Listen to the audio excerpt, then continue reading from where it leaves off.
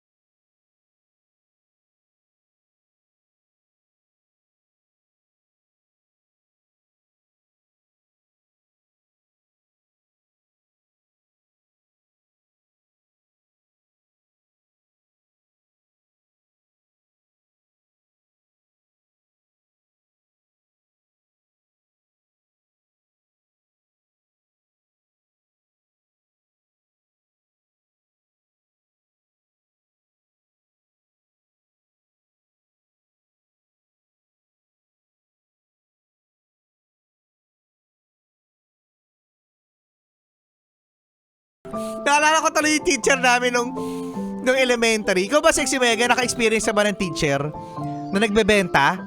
Ay, hindi. Bakit sa amin meron? Report!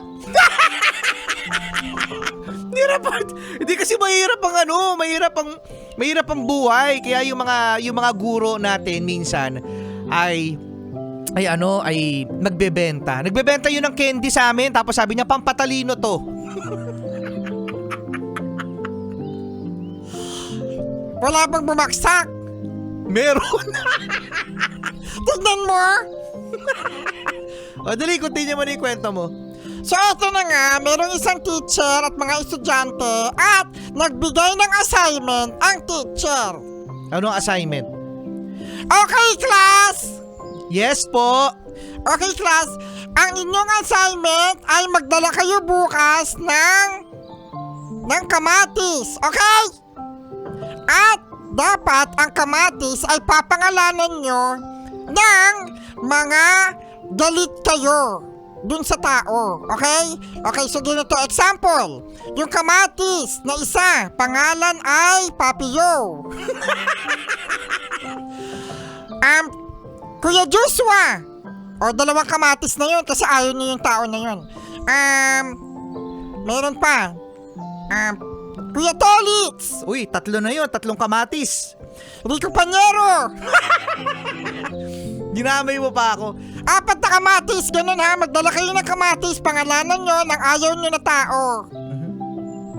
Kinabukasan, ay nagdala na ang mga estudyante niya ng mga kamatis. Yung iba ay 2 lang. Uy, 2 lang. Ibig sabihin, 2 lang yung ayaw niya na tao. Yung isa, 50. Para isang sako na yun ah. Marami siyang ayaw na tao. Kaya nagdala siya ng maraming kamatis. Nakita ng teacher ang mga dalang kamatis ng mga bata. At ang sabi ng teacher, o sige class, ganito. Yan, yung mga kamatis na yan na may mga pangalan ng mga kagalit nyo. Kailangan yung kamatis na yan ay dalhin nyo kahit saan kayo magpunta. Sabi ng estudyante, look. Sabi nyo kaklase niya, doon sa kaklase niya din. Ano sabi? Parang sayang yung tuition natin dito.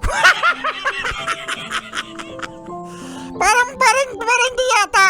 Parang mali yata yung tinuturo ni ma'am. Dadali natin yung kamatis kahit saan tayo magpunta. Sabi ng teacher, narinig ko yun.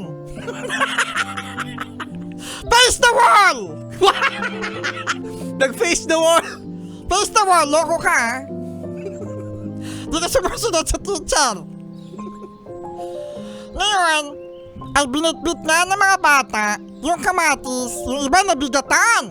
Oo nga, kasi marami silang kagalit. Sabi pa ng teacher, Oh. sabi ng teacher, at hindi lang yan, kailangan niyang bitbitin niya ng 1 linggo. Uy! Sabi ng isang bata, tara magkating tayo. Huwag na tayo pumasok dito sa school. Si ma'am ko ano tinuturo eh. Biro mo yung kamatis na dali natin 1 linggo. Ngayon, ang mga batang sumunod ay sinunod yung teacher. Lumipas ang 3 araw ay unti-unting nabulok yung kamatis. Oo nga. Sabi ng mga ibang mga estudyante, yak! Ew! It's so kadere! It's so kadere, ma'am! Meron pa kayong 2 araw kasi 1 linggo yan. Isang linggo, 7 days eh. Hindi, 5 days kasi 1 linggong pasok. Kailangan mag-explain. 5 days in a week. Dumating na ang pang 5 araw at wala nang nakatiis sa mga estudyante sa amoy at sa bigat ng kanilang dinadalang araw-araw na kamatis. Ang sabi ng teacher, yan!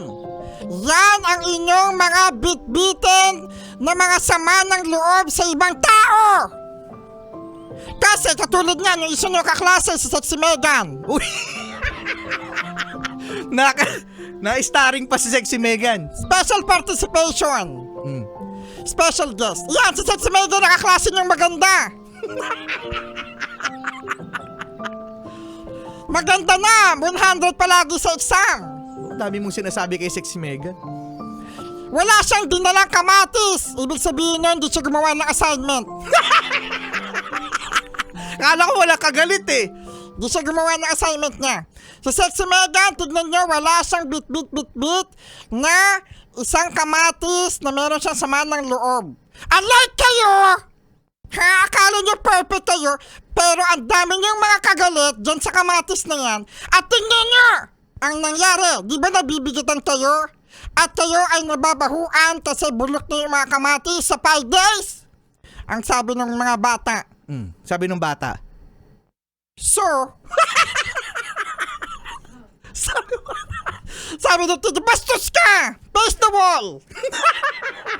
At, ang sabi ng teacher, kayong mga bata, dapat ay huwag kayong magbitbit ng mga sama ng loob ninyo, magpatawad kayo. Okay! Kakatakot yun ah. Kaya naman, yung kamatis na yan ay isang halimbawa na kapag kayo ay nagbitbit ng sama ng loob ninyo ay kayo'y mahihirapan. Uy. Kaya make peace. Correct. Make peace! Okay! Shoutout pala sa kaaway ko.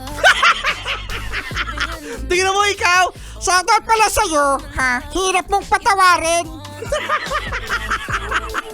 Sexy Megan na ah. Sexy Megan na! Charlie Cute Morning!